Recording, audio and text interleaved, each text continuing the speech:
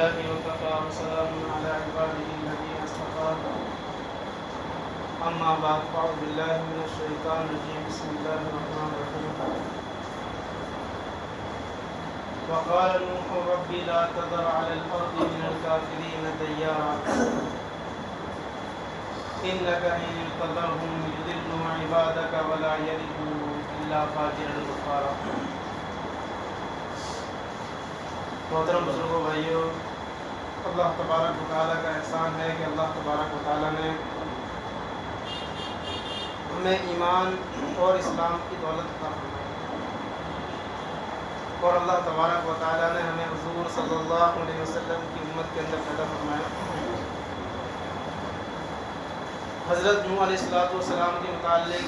ہماری بات چل رہی تھی کہ حضرت نوح علیہ السلام نے ایک لمبے زمانے تک اپنی قوم کو سمجھایا اور پھر آپ یہ سمجھ چکے کہ اب یہ لوگ ماننے والے نہیں ہیں اور اب یہ لوگ میری بات کو کسی بھی طرح قبول نہیں کریں گے. تو نوح علیہ السلام نے اللہ سے دعا کی. وقال نوح ربی، نوح علیہ السلام نے فرمایا اے میرے رب،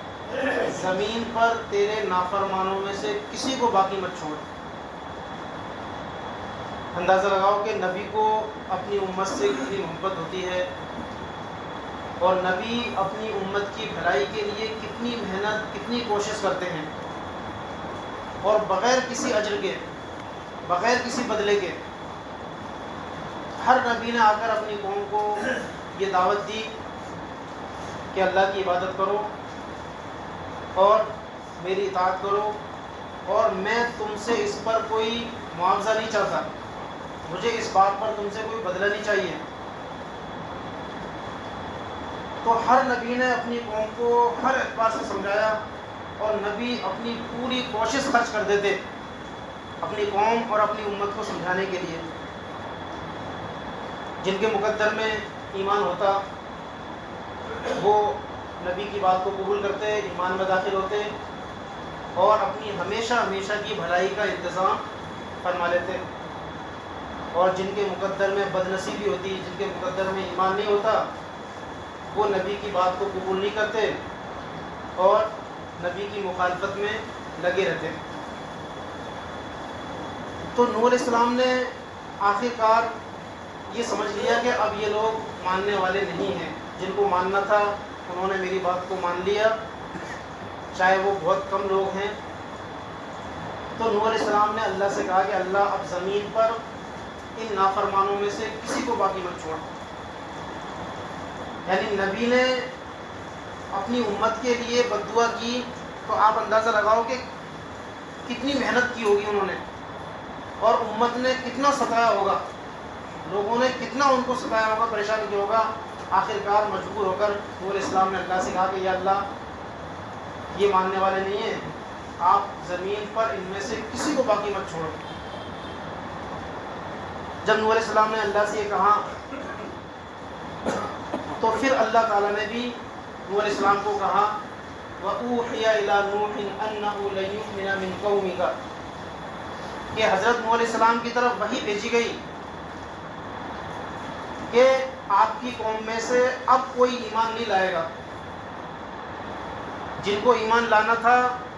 وہ لا چکے، اب جو لوگ بچے ہیں بغیر ایمان کے ان کے مقدر میں ان کے نصیب میں ایمان نہیں ہے. اللہ چونکہ بات تک کی بات کو جانتا ہے، اللہ کو معلوم ہے کہ کس کے مقدر میں بھلائی ہے، کس کے مقدر میں اچھائی ہے، کس کے مقدر میں گمراہی ہے، کس کے مقدر میں اچھے کام کرنا ہے، کس کے مقدر میں بھلے کام کرنا ہے. تو اللہ تعالیٰ نے بھی نوح علیہ السلام سے کہہ دیا کہ اب جو ہے آپ کی قوم میں سے اب کوئی ایمان نہیں لائے گا. جتنے لوگوں کو ایمان لانا تھا وہ لا چکے. فلا تبتئس بما كانوا يفعلون، بس آپ بھی اب کوئی غم نہ کریں، یعنی کوئی رنج اور غم نہ کریں ان لوگوں کی حرکتوں پر. یعنی اب آخری وقت ہے ان کا. یہ لوگ جو آپ کی بات کو قبول نہیں کرتے، آپ پر ایمان نہیں لا رہے اور آپ کو دن بدن ستائے جا رہے ہیں، اب ان کا آخری وقت ہے، اب یہ جو کچھ کر رہے ہیں ان کو کرنے دو، ان کو ان کے حال پر چھوڑ دو، جو بھی یہ کرے کرنے دو، آپ کوئی غم مت کرو، کسی قسم کا رنج اور غم ان کے بارے میں مت کرو۔ پھر اللہ تعالیٰ نے نوح علیہ السلام کو حکم دیا کہ اب آپ کو کیا کرنا ہے؟ اللہ نے فرمایا وَاصْنَعِ الْفُلْكَ بِأَعْيُنِنَا وَوَحْيِنَا، کہ آپ کشتی بنائیے اور ہماری آنکھوں کے سامنے اور ہمارے حکم سے۔ یعنی اس وقت کشتی ایک نئی چیز تھی، اس سے پہلے اس کا کوئی وجود نہیں تھا۔ پہلی مرتبہ کوئی چیز بنائی جائے اور پہلی مرتبہ آدمی کو کسی چیز کے بنانے کا حکم دیا جائے تو وہ بنا نہیں سکتا، لیکن اللہ نے فرمایا کہ آپ ہمارے حکم سے، یعنی طریقہ ہم بتائیں گے آپ کو پورا، اور ہماری نگرانی میں آپ یہ کام کرو گے۔ تو اللہ تعالیٰ نے نوح علیہ السلام سے سب سے پہلے کشتی بنوائی۔ اب اس کے لیے ایک لمبا زمانہ لگا، بہت وقت لگا۔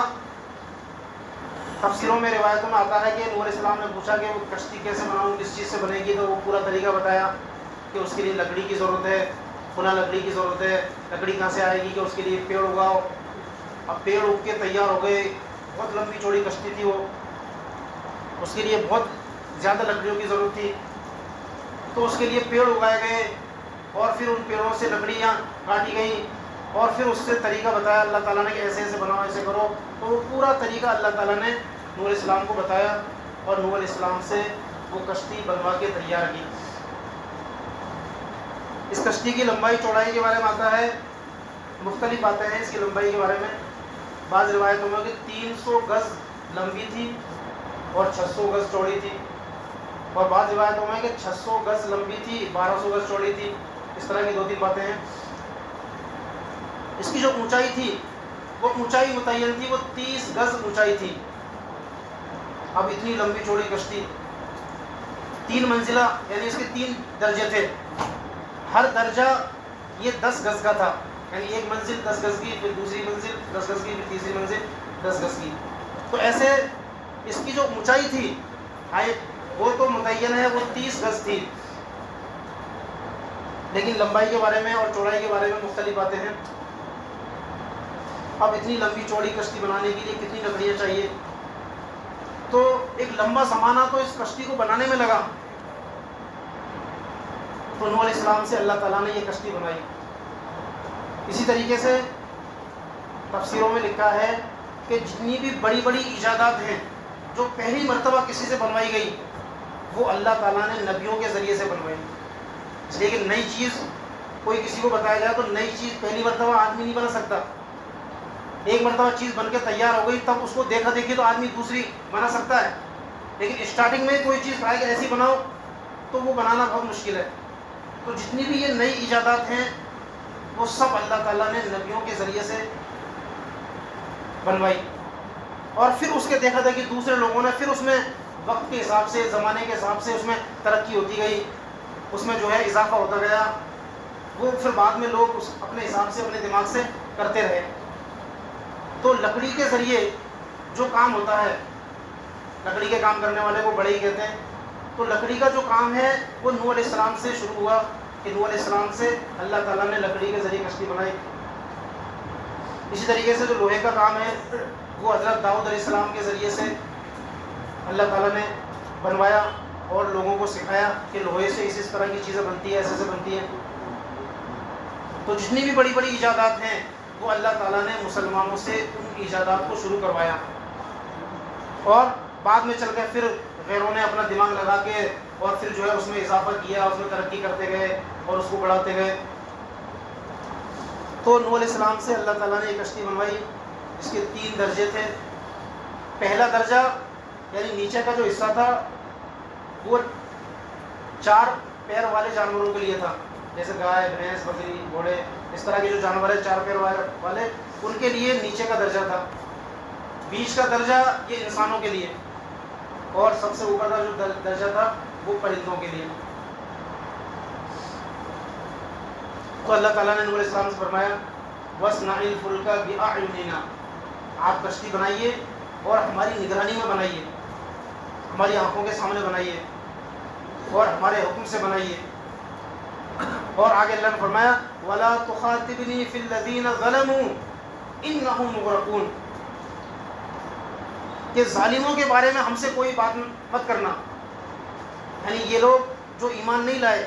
آپ کے اتنے سمجھانے کے باوجود اور آپ کے اتنے لمبے زمانے تک محنت کرنے کے باوجود جن لوگوں نے آپ کی بات کو قبول نہیں کیا اور جو آپ پر ایمان نہیں لائے، اب ایسے ظالموں کے بارے میں آپ ہم سے کوئی سوال مت کرنا، کہیں آپ یہ کہنے لوگوں عذاب کو دیکھ کر کہ اللہ ان کو معاف کر دو، ان کو چھوڑ دو، بخش دو، نہیں، ایسا نہیں۔ آپ کشتی بنائیے، جب کشتی بن کے تیار ہو جائے تو پھر جو ہمارا عذاب آئے گا اس وقت ظالموں کے بارے میں آپ ہم سے کوئی مطالبہ نہ کریں۔ جتنے بھی لوگ ہیں کہ جو ایمان نہیں لائے وہ سب کے سب غرق ہونے والے ہیں، ان سب کو پانی کے اندر غرق کر دیا جائے گا، چاہے ان غرق ہونے والوں میں سے آپ کے گھر والے ہی کیوں نہ ہو۔ چنانچہ آپ کی بیوی تھی واحلہ اور آپ کا ایک لڑکا تھا کنعان، یہ بھی ایمان نہیں لائے تھے، تو اللہ نے پہلے ہی بتا دیا کہ جو ایمان لائے گا بس وہی بچے گا، اور جو ایمان نہیں لایا چاہے وہ آپ کا کتنا ہی خاص ہو وہ اللہ کے عذاب سے بچ نہیں پائے گا، اور آپ کو اس کے بارے میں ہم سے کوئی سوال بھی نہیں کرنا ہے، کوئی مطالبہ بھی نہیں کرنا ہے کہ اللہ یہ تو میرا خاص ہے، میری گھر والی ہے، میرا بیٹا ہے، اس کو تو چھوڑ دو، نہیں۔ اللہ نے پہلے کہہ دیا کہ ظالموں کے بارے میں مجھ سے کسی قسم کا کوئی مطالبہ نہیں کرنا۔ وَلَا تُخَاطِبْنِي فِي الَّذِينَ ظَلَمُوا إِنَّهُمْ مُغْرَقُونَ، یہ سب کے سب غرق کیے جائیں گے، کوئی ان کو بچا نہیں سکتا اور ان کے بچنے کی کوئی شکل نہیں ہے۔ چنانچہ نوح علیہ السلام کشتی بنانے میں لگ گئے، وَيَصْنَعُ الْفُلْكَ، نوح علیہ السلام کشتی بناتے رہے، ایک لمبا زمانہ لگا، یہاں تک کہ ایک روایت میں آتا ہے کہ 200 سال لگے، اس لیے کہ پورا ایک نیا طریقہ پورا بنانے کا اس میں ایک لمبا زمانہ لگا۔ جب نوح علیہ السلام کشتی بناتے تھے، کچھ بن کے تیار ہوئی تو قوم کے سردار ان کے پاس آتے، گزرتے راستے میں سے دیکھتے، وَيَصْنَعُ الْفُلْكَ وَكُلَّمَا مَرَّ عَلَيْهِ مَلَأٌ مِّن قَوْمِهِ، جب ان کی قوم کے سردار ان کے پاس سے گزرتے، ان کو کشتی بناتے ہوئے دیکھتے